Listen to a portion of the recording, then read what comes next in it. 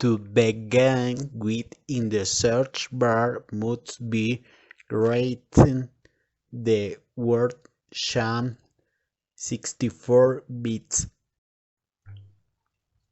In second place, XAMPP installer must be selected according to your PHP version.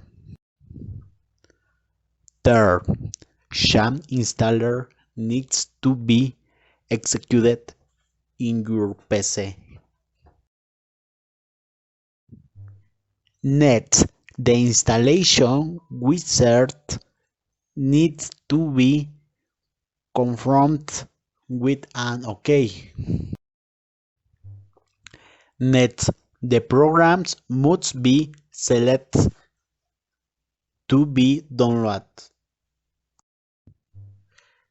Next, the program XAMPP needs to be saved in the folder address for install.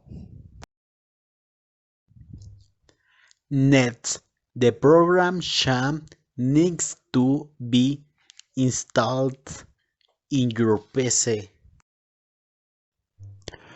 Next, the firewall of Windows should be accepted for activate XAMPP on a PC.